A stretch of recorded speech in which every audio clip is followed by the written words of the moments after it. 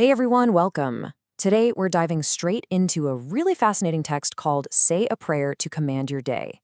We're going to use this explainer to unpack the source material, which honestly gives us an incredibly structured guide to morning devotionals. So whether you've got a rich background in these kinds of practices, or you're just kind of curious about the framework of a structured morning routine, this text offers a super systematic approach to setting the tone for your entire day. So I want you to take just a quick second and think about your own morning routine. Seriously, what's the first thing you do? Do you start your morning by immediately reaching for that phone screen? Plunging straight into the stress of daily demands and flooded inboxes? Or do you start it with a deliberate sense of peace? The source material we're looking at today sets up this really stark contrast between the chaos of immediate demands and the quiet intentionality of inviting God into every moment, before the day even really begins.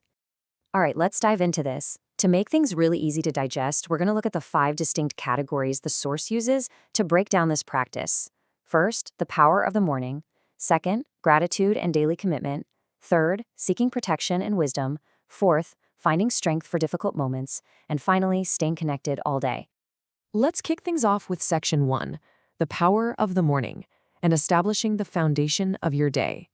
This is the first pillar of the text, and it focuses heavily on why the very beginning of your day is just so absolutely crucial. Now, it's pretty interesting how the text defines its own title. Commanding your day might sound like it's all about, seizing control and taking charge, but the source explicitly defines it as the exact opposite.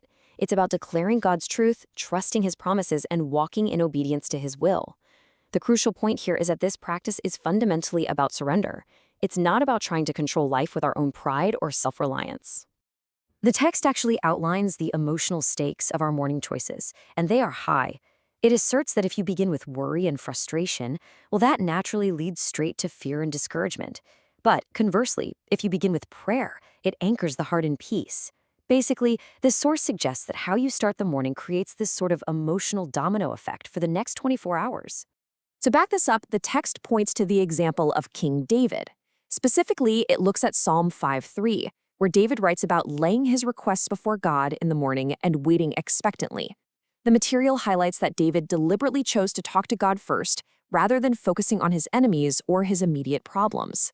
It's presented here as this really beautiful, timeless template for modern believers.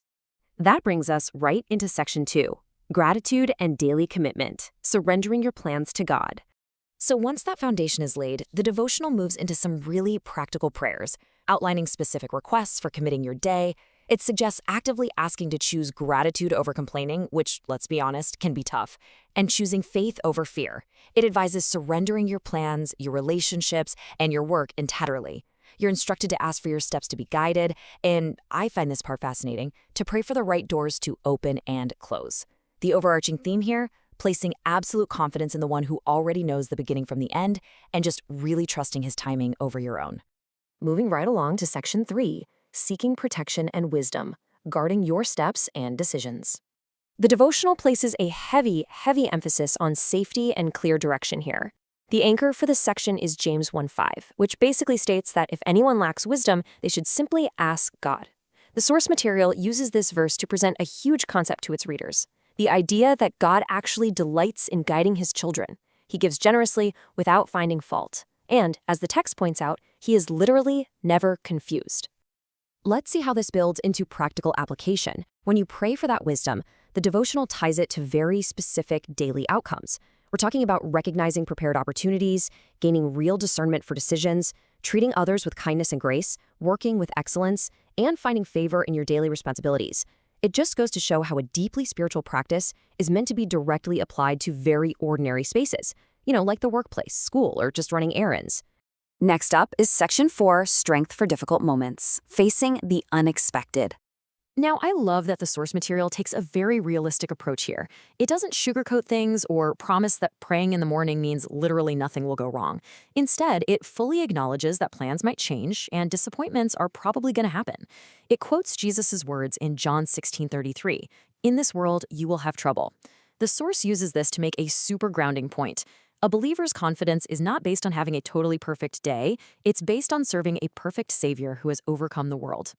And for those inevitable, difficult moments, the text provides some really actionable prayer points. When you're tired, ask to renew your strength. When you're feeling discouraged, ask to remember his promises. It actually guides readers to pray for patience during delays, which we all need, peace in uncertainty, and most importantly, to rely on God's strength instead of their own. It's basically a survival toolkit for when hurdles appear and that anxiety starts to bubble up. To build up that resilience, the source highly recommends verbally declaring God's promises out loud. It outlines this step-by-step declaration process. First, acknowledge that God is with you and for you. Second, recognize his mercy is brand new every morning. Third, trust that he directs your steps. And fourth, truly believe that he works all things together for good. Speaking these truths is presented as a foolproof way to build steadfast confidence against, well, whatever the day decides to throw at you. This leads us right into our final section, staying connected all day, beyond the morning routine. Here, the text pivots away from just the morning routine itself, posing a pretty big question. Is prayer just for the morning? Like, if we've done all this heavy lifting and groundwork at 6 a.m., are we done for the day? The source gives a resounding no to that, drawing a really sharp contrast. While quiet devotional moments form that essential morning foundation, the text frames prayer as a continuous lifeline. It instructs readers to use it as an ongoing, real-time response to daily events. We're talking about praying right through difficult conversations, quickly asking for wisdom during sudden moments of uncertainty, and immediately giving thanks when you get some good news. The underlying mantra of this entire text is really beautifully reinforced by Isaiah 41:10. Fear not, for I am with you. I will strengthen you and help you. The source strongly emphasizes that because God goes before you, you never, ever walk alone. Literally nothing you face today is going to be a surprise to him. And that brings us to the core takeaway from this explainer, lifted straight from the text itself. Walk forward with confidence, knowing that the Lord himself goes before you. It's such a powerful summary of the source material's intent. So I want to leave you with this provocative thought to reflect on today. If you truly, deeply believed that every single step you took today was already prepared and completely protected, how differently would you walk through your day?